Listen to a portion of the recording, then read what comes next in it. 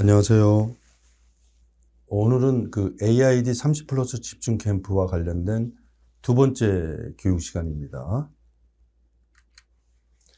오늘의 학습 목표는 생성형 AI에 대해서 설명할 수 있다. 학습 내용은 생성형 AI의 전반적인 이해라고 보시면 됩니다.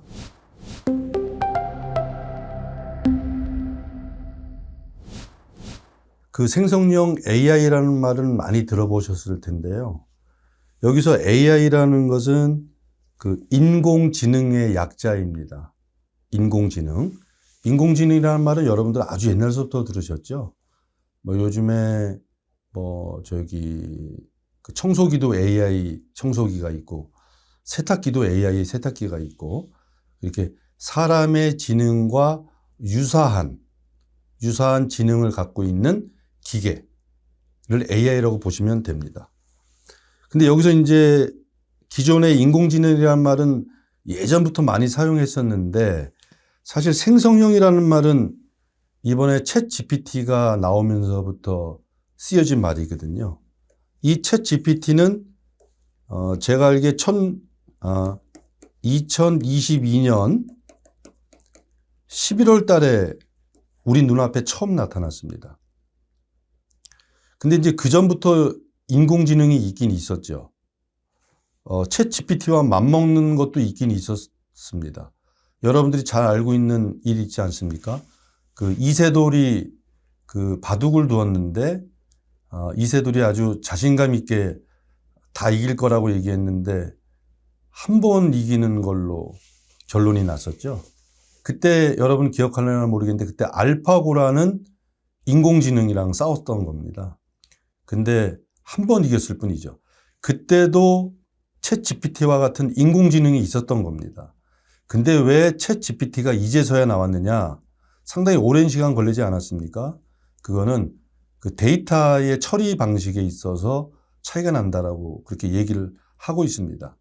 그러니까 엄청난 데이터의 양을 처리할 만한 능력이 없었던 거죠.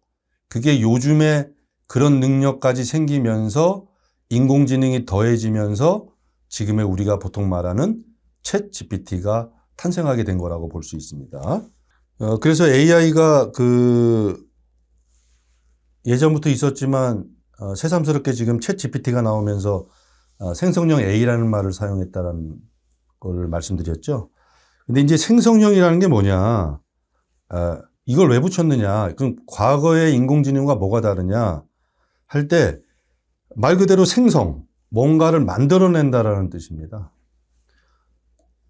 뭔가를 만들어내는 거예요. 그러니까 완성된 인공지능을 우리가 사용하는 게 아니고 그 인공지능을 통해서 우리가 뭔가를 만들어낸다.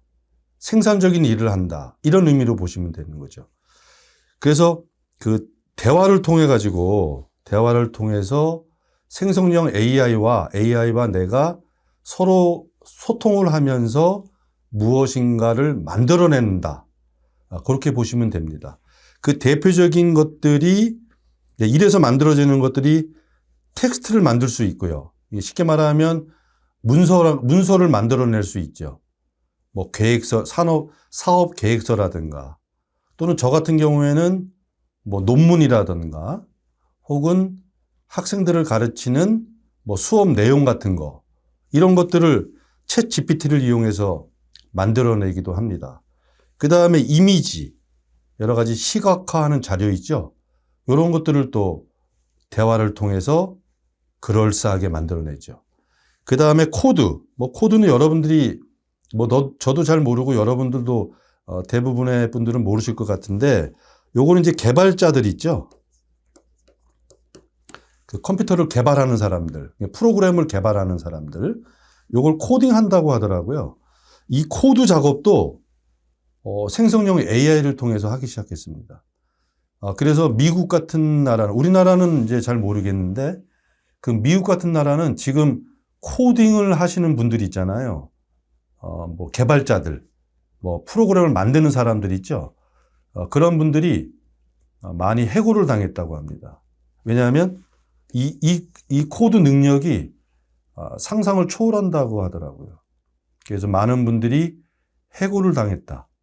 뭐 여기서 뭐 해고를 강조하고자 하는 말은 아니지만 이렇게 AI와 대화를 통해 가지고 텍스트나 이미지나 코드 같은 것들을 생성해낼 수 있다라고 해가지고 생성형 AI라고 부르는 겁니다.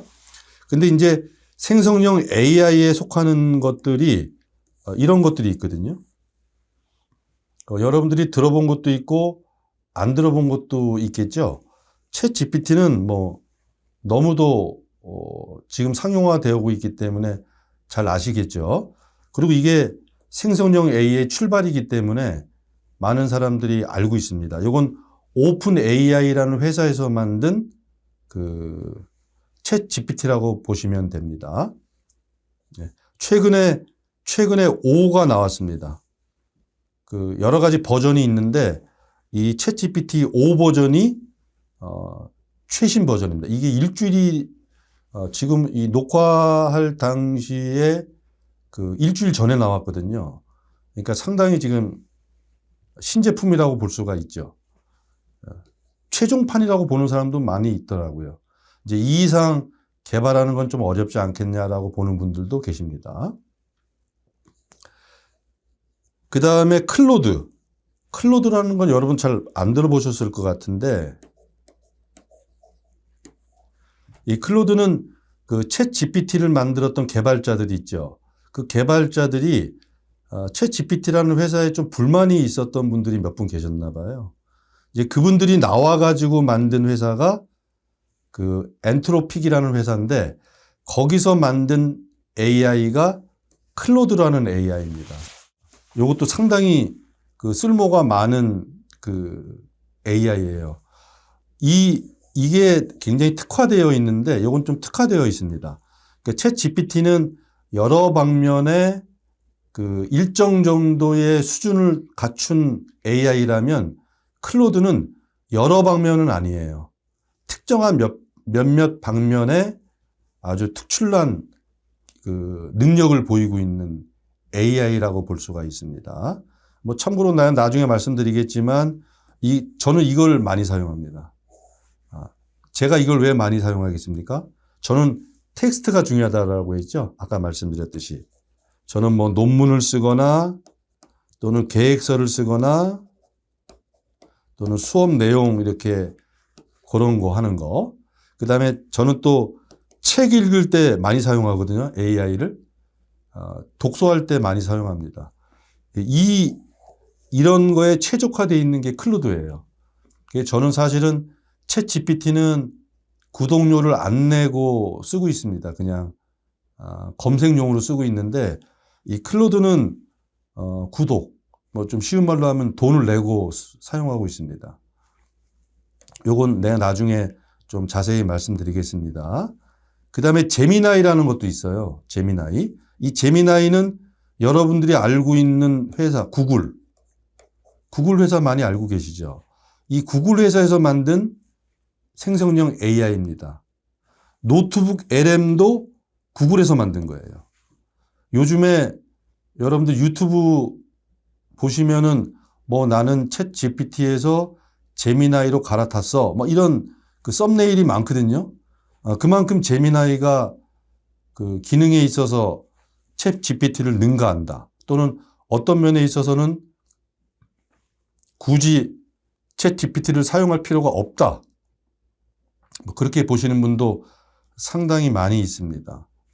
요건 내 또 자세히 또 나중에 말씀드리겠습니다. 근데 이 구글이라는 회사에서 만들었기 때문에 그 장점이 있죠. 왜냐하면 구글이라는 회사가 뭐 유튜브도 갖고 있죠. 뭐 여러 가지 뭐 클라우드도 갖고 있고, 클라우드는 이제 저장 장치죠. 이런 여러 가지 것들을 갖고 있어가지고 또 구글 하면 뭡니까? 검색이죠. 검색 능력이 뛰어나지 않습니까? 그러니까 제미나이나 노트북 LM을 사용하면 이 모든 것들을 아주 유기적으로 연결해서 사용할 수 있다라는 어마어마한 장점이 있어요. 그거는 챗 GPT가 갖지 못한 장점이죠. 그래서 이런 것도 있고, 미드저니 같은 거는 그 이미지에 특화된 AI입니다. 여기 지금 적어놓은 게 하나, 둘, 셋, 넷, 5개 정도뿐이 안 되는데 엄청 많이 있습니다. 뭐 언뜻 세도 100개가 넘어요. AI가. 언뜻 세도 100개가 넘습니다. 그래서 저는 여러분들에게 요구하는 것 중에 하나가 뭐냐면 이 수업을 듣고 AI를 여러 개를 사용해 보세요. 맨 처음부터 유료로 결제할 필요는 없습니다. 근데 무료로 제한은 물론 있지만 다양한 걸 사용해 보시고 여러분들에게 필요한 AI를 구하는 것도 찾아내는 것도 상당히 중요한 작업입니다. 제가 뭘 찾아냈듯이 클로드를 찾아냈듯이 여러분들도 여러분이 하고 있는 직무 또는 여러분들이 하고 싶어하는 일 이런 거에 가장 적합한 생성형 AI는 무엇인가 이런 걸 찾아내는 작업도 상당히 중요합니다. 이 수업의 목표 중에 하나도 여러분들이 이 수업을 받은 다음에 여러 개를 사용해서 나에 맞는 AI를 골라내는 거 이것도 이 수업의 목표라고 볼 수 있습니다. 근데 이제 생성형 AI의 특징 중에 또 하나 이제 중요한 게 뭐냐면 이게 사실은 제일 크죠. 이게 제일 큽니다. 그냥 여러분 대화하듯이 그냥 여러분이 쓰는 용어를 그냥 질문을 던지면 돼요. 심지어 맞춤법 띄어쓰기 틀려도 됩니다. 그 정도는 챗 GPT가 알아서 판단할 수 있습니다. 그러니까 여러분들이 하고 싶어하는 말을 너무 격식을 갖추려고 하지 말고 혹시 띄어쓰기 틀리면은 뭐 잘못 받아들이는 거 아니야? 라는 그런 염려는 하실 필요가 없어요. 그냥 친구랑 얘기하듯이 어떻게 좀 심하게 얘기하면 소리 나는 대로 적어도 알아들을 수가 있을 정도입니다. 그 정도의 능력은 있어요. 이게 아주 생성형 AI가 대중화의 길을 걷게 된 아주 시발점이 되었다고 볼 수가 있습니다. 그 다음에 맥락을 이해합니다. 그러니까 요건 좀 오해의 소지가 이제 설명이 좀 필요한데요. 같은 대화를 하고 있는 이 속에서는 맥락을 이해합니다. 이 안에서는. 그러니까 여기서 한 말을 여기서도 얘가 알고 있어요. 챗GPT가. 그러니까 여러분들이 어떤 말을 하더라도 이거와 이런 기존에 했던 말들과 연결시켜서 대답을 해줘요. 맥락을 이해하죠. 이게 기존에 있는 것과는 너무도 큰 차이입니다. 이것도 상당히 중요한 거예요. 그런데 만약에 대화창을 바꾸잖아요. 대화창을 바꾸게 되면 이거까지를 이해를 못해요. 그거는 모릅니다. 다시 시작해야 돼요. 이런 경우가 있어요. 만약에 여러분들이 유료로 사용하지 않고 무료로 사용하게 되잖아요. 그러면 어느 정도 대화가 진행되면 더 이상 못해 라고 얘가 얘기를 해요. 무료는 여기까지야 라는 식의 얘기를 하거든요. 그래서 뭐 내일 할 수 있어 이런 메시지가 떠요. 그러면 어쩔 수 없이 다른 창을 열 수밖에 없어요. 이러면 그 전에 얘기했던 게 허사로 돌아가게 되죠. 처음부터 다시 시작해야 돼요.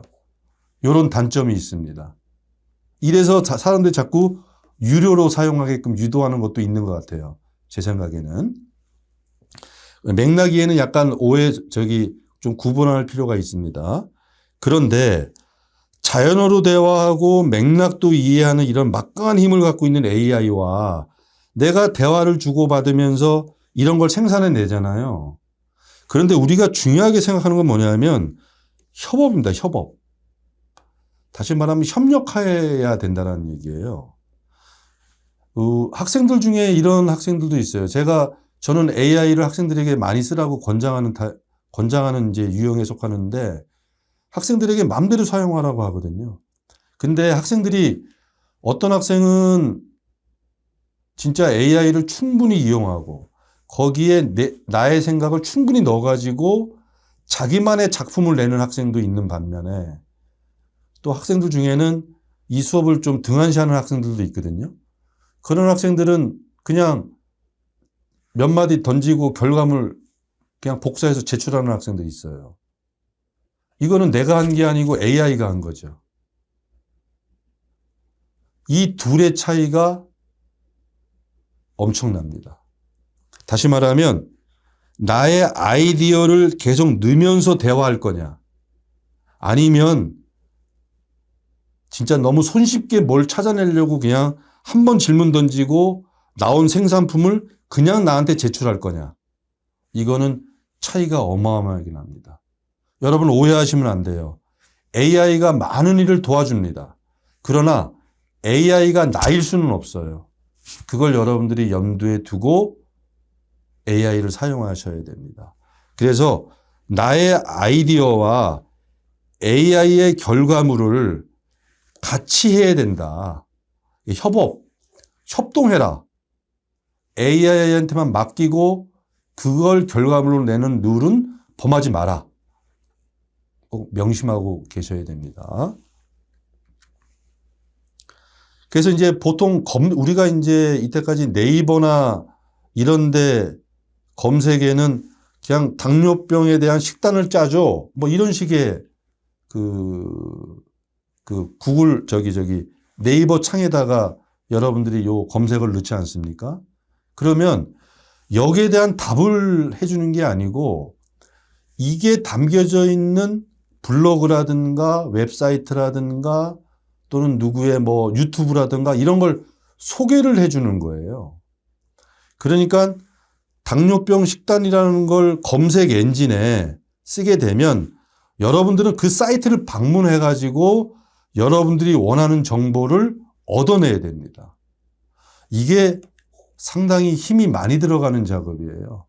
또 때로는 당뇨병 식단이라는 말은 그 사이트 안에 들어가긴 들어가는데 그 사이트는 당뇨병과 관련된 사이트가 아니에요. 그런 경우도 있어요. 그런 경우는 잘못 들어간 겁니다. 허사가 되는 거죠. 근데 생성형 AI에는 이렇게 쓰면 돼요. 내가 50대 남성인데 일주일 동안 먹을 수 있는, 내가 당뇨병이 있는데 일주일 동안 먹을 수 있는 식단표를 좀 짜줄래? 그러면 즉시 활용한 결과물을 짜주죠. 이게 차이예요. 여기는 이런 과정을 거치지만 여기는 다이렉트로 이런 결과물이 나옵니다. 그런데 내가 아까 좀 전에 얘기했죠. 이걸 한 번에 끝내면 안 됩니다. 여기에 결과물이 나오죠. 그러면 이 결과물을 본 다음에 내 생각을 넣어서 다시 질문하세요. 나는 자영업자야. 식사 시간이 좀 자유로워. 그리고 식사도 내가 만들어 먹을 수가 있어. 이걸 염두에 두고 해라. 라고 다시 넣을 수도 있고요. 나는 회사원이야. 점심 때 나 아닌 다른 사람과도 같이 먹어야 돼. 네가 짜준 점심으로는 먹을 수가 없어. 내가 회사원인 걸 염두에 두고 다시 짜.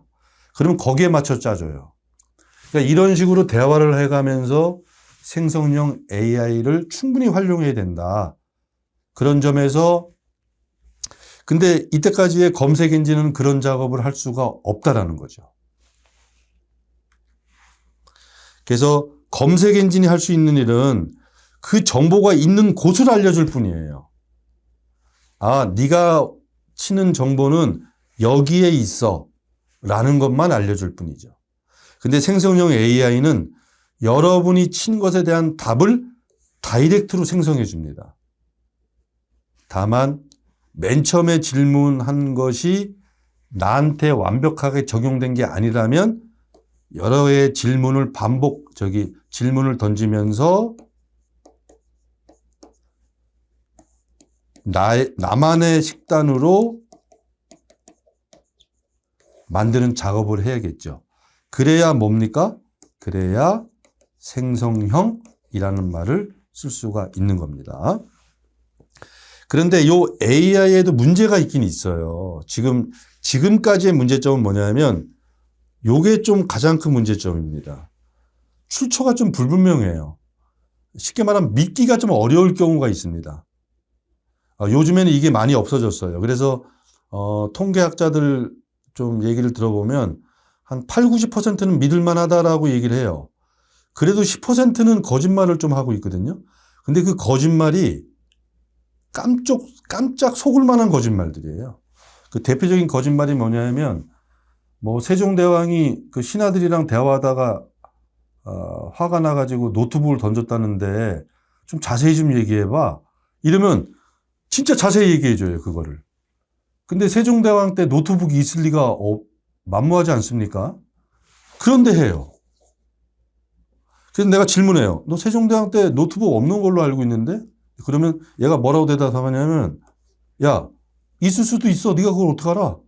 이렇게 천연덕스럽게 거짓말을 쳐요. 맨 처음에는 그랬습니다. 근데 지금은 이런 거는 많이 없어졌고, 내가 이따 말씀을 드릴게요. 요걸 없애는 방법이 있습니다. 없애는 방법. 그 다음에 효과적인 프롬프트, 요건 좀 이따 다시 얘기하겠습니다. 요 얘기는. 그 다음에 왜 검색을 연결할 수도 있어요. 요즘 AI는. 요것도 좀 이따 얘기하겠습니다. 그래서 이제 우리가 시각적으로 보면 네이버를 딱 여러분들이 키시면 딱 이렇게 나오잖아요. 여기에 여러분들이 검색어를 치는 겁니다. 검색어를. 그런데 이게 지금 제가 쓰는 그 클로드입니다. 이게 클로드를 지금 제가 화면을 지금 캡처했는데 여기에 이제 이수고님 다시 오셨네요. 이렇게 나오죠. 근데 딱 클로드를 키면 딱 이것만 나옵니다. 아무것도 없어요. 이렇게 질문하는 창만 나옵니다. 이거를 좀 이따 얘기하겠지만 요건 좀 알아두십시오. 요거를 검색창이라고 하지 않고 프롬프트라는 용어로 씁니다. 요거는 좀 암기를 해 두십시오. 여기에 요 프롬프트에 내가 원하는 걸, 내가 궁금해하는 걸 치는 겁니다. 그럼 답변이 나와요. 그러면 또다시 내가 질문을 던지는 겁니다. 이걸 왔다 갔다 여러 번 하면서 여러분이 원하는 정보를, 생산물을 끄집어내는 거죠. 끄집어내는 거. 근데 여기서 좀 새삼스럽게 여러분들에게 강조하고 싶은 거는 여기에 뭘 칠 거냐라는 게 상당히 중요하죠. 여기에 무엇을 칠 거냐. 그러니까 AI는 아무것도 몰라요. 내가 원할 때만 대답을 해줍니다. 얘는 가만히 있는 애예요. 사람으로 치면. 내가 질문을 던져야 답변을 해주는 사람이거든요. 그러니까 내가 질문을 안 하면 가만히 있다라는 얘기예요. 근데 제가 여러분들에게 질문 한번 하겠습니다. 여기에 뭘 칠 수가 있으세요? 여기에 뭘 치고 싶으세요? 이게 바로 이 AI가, 많은 학자들이 이 AI가 지식을 평등하게 만들 거냐, 아니면 지식을 더 불평등하게 만들 거냐라고 볼 때 여러분들은 AI가 지식을 평등한 사회로 이끌 것 같습니까? 아니면 지식을 불평등한 사회로 이끌 것 같습니까? 이걸로 될 것 같잖아요. 근데 참 불행히도 많은 학자들은 지식의 불평등으로 갈 거라고 얘기하고 있습니다. 그 이유가 뭐냐? 지식을 많이 갖고 있는 사람은 여기에 칠 게 많은 거예요. 궁금한 게 많습니다. 그러니까 AI에 대해서 충분히 뽑아낼 수가 있는 거죠. 충분히 뽑아낼 수가 있는 겁니다. 그래서 실험을 했습니다.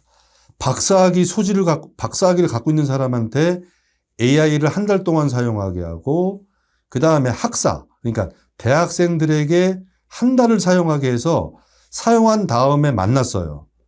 그랬더니 대학생한테 물어봤습니다. 사용해 보니까 어떠냐라고 물어봤더니 내가 하는 일이 100개라면 그중에 30개를 AI가 도와주더라라고 한 거죠. 그러니까 30%의 효율성을 찾아낸 거예요. 그런데 박사학위를 받은 사람한테 너는 한 달 동안 사용하니까 어때라고 했더니 나 같은 사람 300명이랑 같이 일한 것 같다는 느낌 받았다는 거예요. 그러니까 박사학위 소지자는 이 AI를 3000% 사용했던 겁니다. 그러나 대학생은 30% 사용했던 거예요. 이 차이점 아시겠죠? 그러니까 여러분들이 중요한 건 뭐냐? AI를 익숙하게 하는 것도 물론 중요한데 더 중요한 건 이겁니다. 텍스트북 are all you need. 영어 써서 죄송한데요. 이게 이제 외국 학자가 쓴 거라 그대로 옮겨놓은 겁니다. 이걸 우리나라 말로 고치면 독서가 너가 필요한 전부야. 이 말이에요. 너한테 필요한 건 독서야, 독서. AI를 잘 사용하려면 독서를 하세요. 라는 말입니다. 아시겠죠? 요거는 좀 벗어난 이야기긴 하지만 굉장히 중요한 얘기입니다. 그래서 지금 네이버에 검색어를 치는 것과 생성형 AI의 검색어를 치는 거는 이렇게 차이가 난다라는 걸 여러분들에게 말씀드리고 있는 겁니다.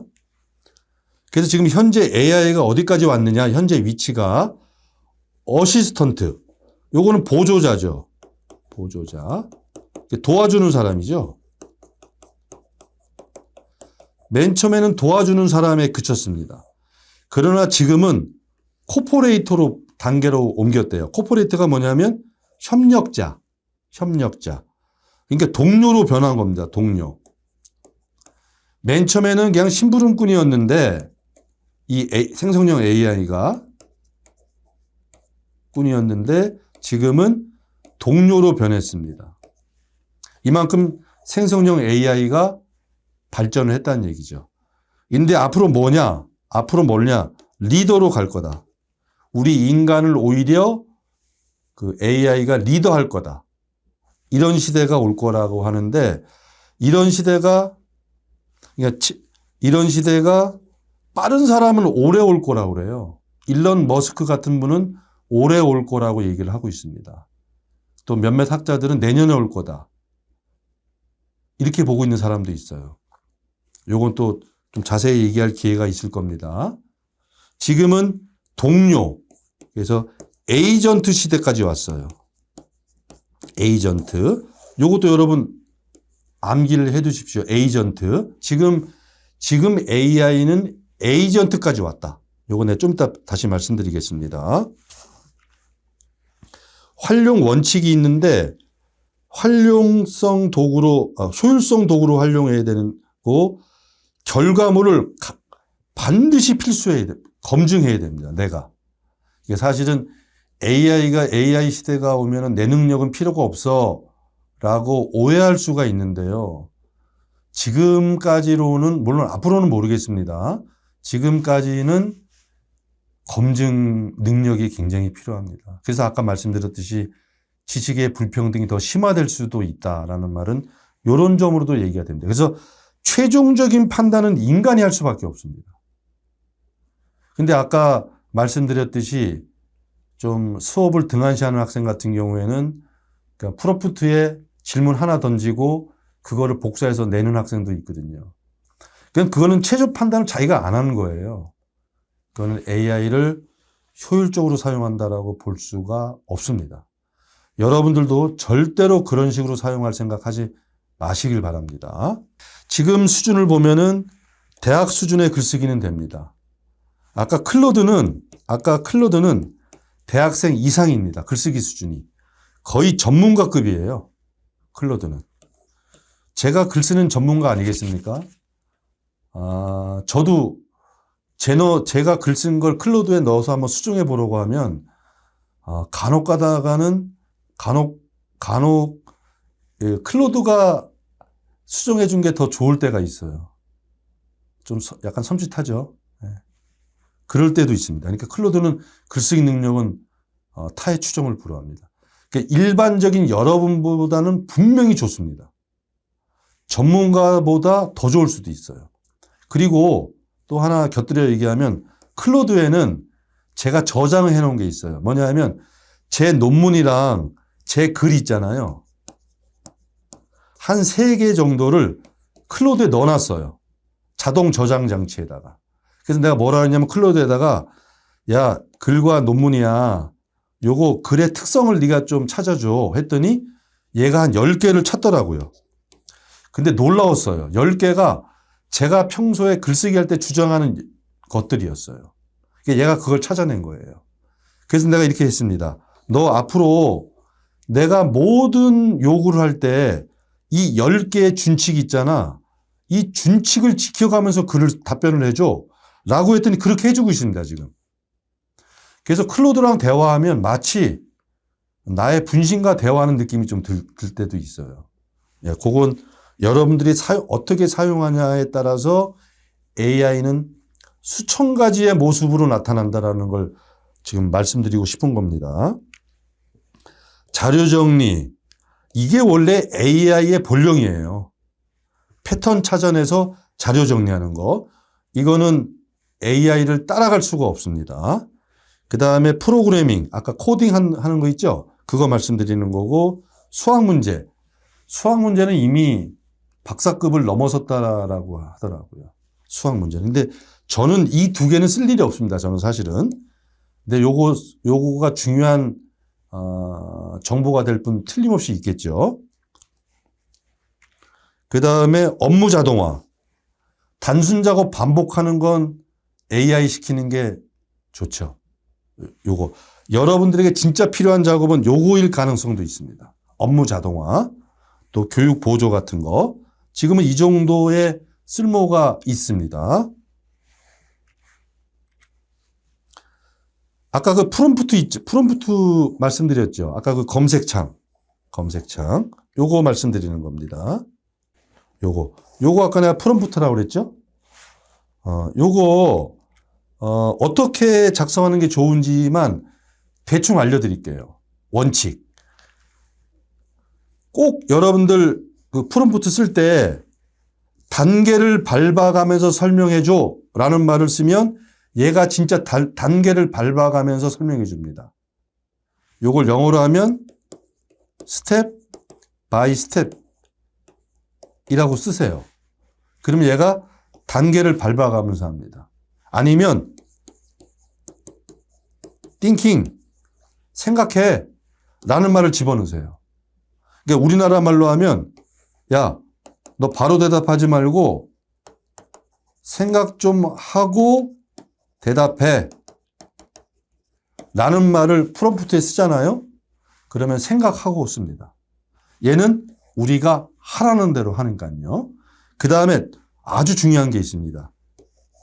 여러분들이 원하는 답에 예를 하나 들어주세요. 내가 예를 하나 제시해 줄 테니까 이대로 대답해 줘 라고 하면 그 예대로 대답해 줍니다. 그 다음에 요것도 괜찮아요. 너 줄글로 쭉 쓰지 말고 표로 정리해 줘. 요런 거 하나 쓰면 또 표로 정리해 줍니다. 지금 내가 말하는 건 프롬프트에 어떤 문구를 쓰는 게 좋은지를 말씀드리는 겁니다. 거기에 뭐 3단계로 설명해 줘, 뭐 예시를 포함해 줘, 그다음 표 형태로 정리해 줘. 가령 아까 당뇨병 식단 같은 거 짜는 거 있잖아요. 내가 당뇨인데 직장인이야. 그리고 나는 뭐를 좋아해. 그런데 요거를 줄글로 하지 말고 월화수목금을 표로 작성해 줘 하면 표로 작성해 줍니다. 굉장히 보기 편하겠죠? 그러니까 요런 거. 요 3개 꼭 명심하고 계시고 요것도 좋다라고 해요. 역할을 부여하는 거예요. 저는 이거 많이 써요. 저는 뭘 많이 쓰냐면 제가 누구한테 심사를 받으려고 사업 계획서를 쓰는 경우 있거든요.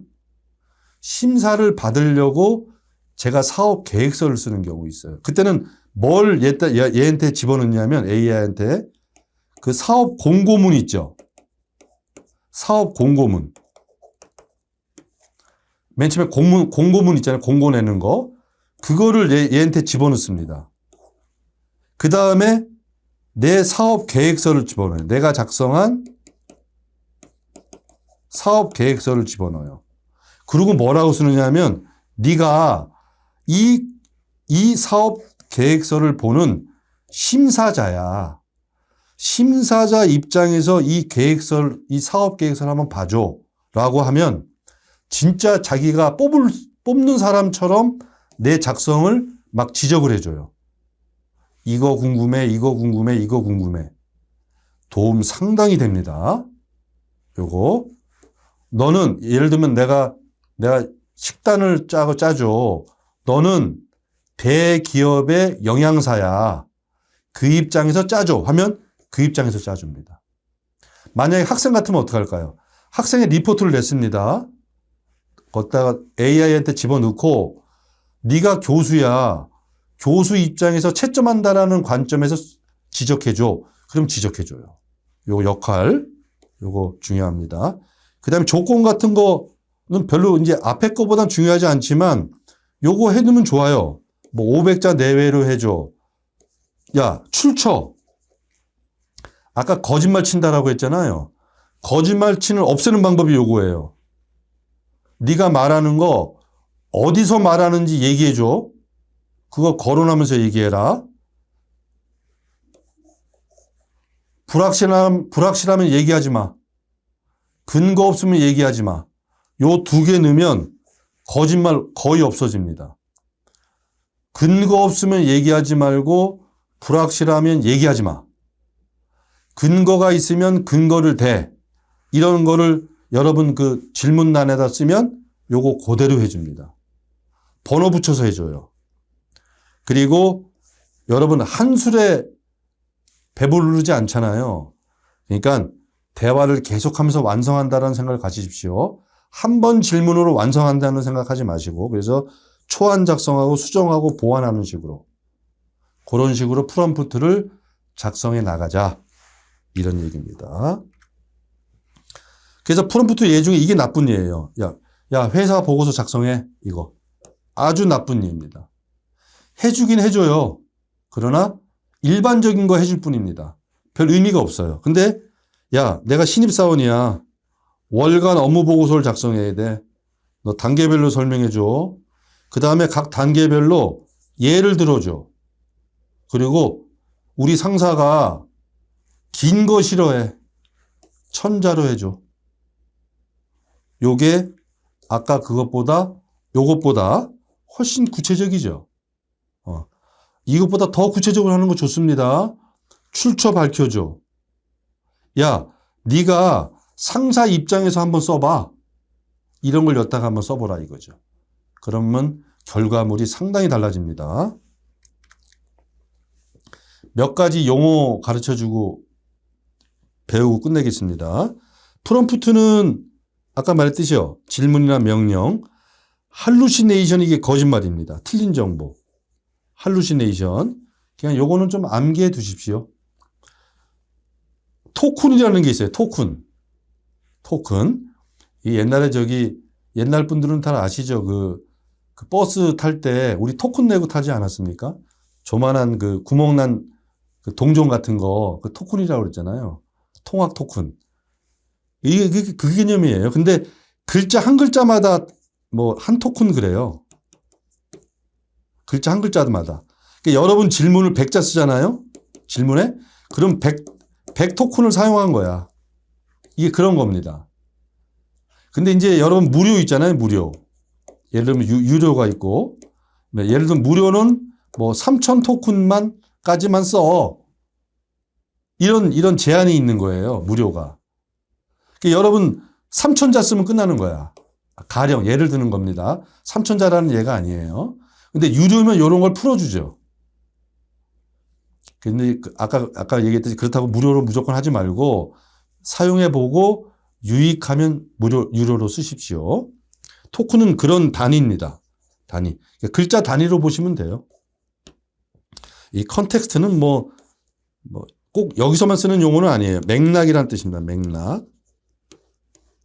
근데 AI가 외국 거라 그런지 자꾸 용어를 우리나라 말로 안 해요. 또 전문가들은 전문가 좀 냄새를 내려고 그러는지, 이건 뭐 맥락이라고 하면 좋은데, 이렇게 안 하고 꼭 컨텍스트라고 합니다. 그래서 그냥, 맥락이란 뜻인데, 알아두십시오. 요런 거는. 중요한 거는 프롬프트입니다. 프롬프트.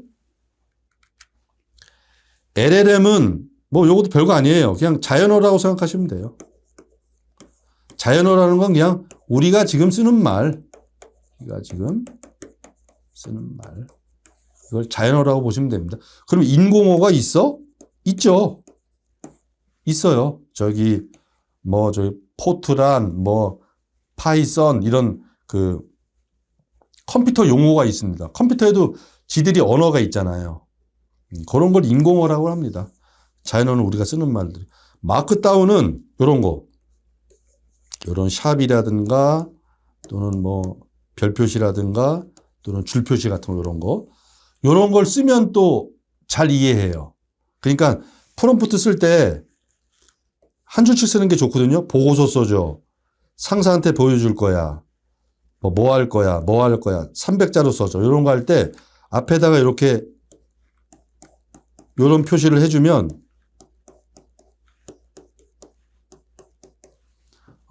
컴퓨터가 AI가 이해하기 더 쉽다라고 하더라고요. 그걸 마크다운이라고 합니다. 마크다운. 그러니까 우리나라 말로 하면 그냥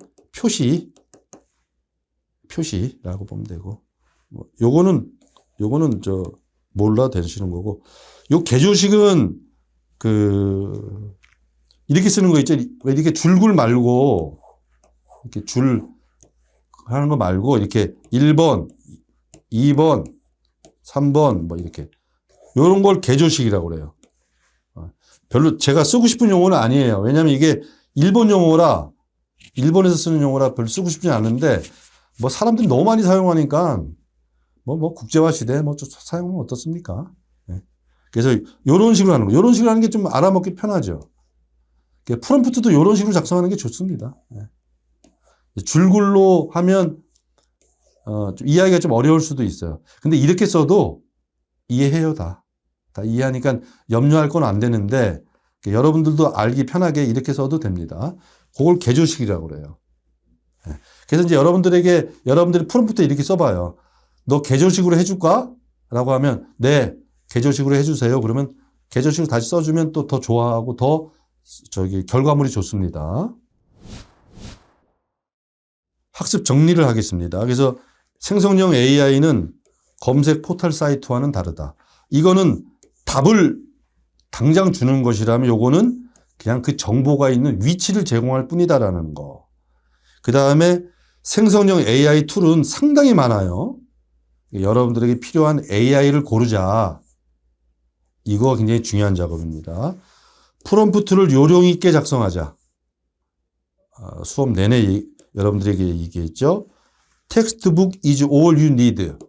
독서가 전부다라는 말. 다시 말하면 인문교양이 중요해요. 인문교양. 여러분들 꼭 책을 읽으십시오. 제가 사적인 얘기긴 하지만 제가 칠판에 수업 시간에 제일 먼저 쓰는 말이 이겁니다. 결국 독서다. 독서를 이길 수 있는 방법은 없다. 독서. 여러분 책도 습관입니다. 읽지 않은 분들이 읽기 어려워요. 그러면 하루에 2줄만 읽으세요. 그러다가 2장 읽으세요. 2페이지. 매일. 몰라보게 달라집니다. 그리고 2장을 읽은 다음에 꼭 한 3-4줄 쓰십시오. 글로 써요. 이게 뭔 내용인지. 요걸 매일 하십시오. 그러면 textbook is all you need. 저절로 형성되는 겁니다. 2줄 힘들면 2장 이런 식으로 2시간 이런 식으로 하루도 건너지 마세요. 2줄씩 하면 하루도 안 건널 수 있죠. 자신 있죠? 네. 요것도 쉽지 않습니다. 근데 네. 약주 좋아하시는 분들 술 먹으면 요거 안 할 수 있잖아요. 술 먹어도 하십시오. 기억 안 나는데요? 그래도 하세요. 왜? 책도 습관입니다. 그리고 100번의 이론 학습보다 한 번의 실습이 나아요. 여러분 AI 사용하려면 유튜브만 계속 보는 사람들 계세요. 아무 의미 없습니다. 유튜브 10분 보세요. AI와 관련된 거라면. 그리고 50분 실습하세요. 이게 중요한 겁니다. 100번의 이론 학습보다 한 번의 실습이 중요해요. 그리고 두려워하지 마세요. 기껏 해봤자 뭐 잘못한 거잖아요. 뭐 잘못 결과물 나온 거잖아요. 여러분 인생에 아무런 손해가 보는 게 아니지 않습니까? 그냥 막 치세요. 막 다루십시오. 전혀 여러분들에게 손해 끼치지 않습니다. 요거 오늘 굉장히 짧은 시간이긴 하지만 상당히 중요한 걸 여러분들에게 좀 가르쳤다고 생각합니다. 명심하시기 바랍니다. 오늘 수업은 여기서 마치겠습니다. 감사합니다.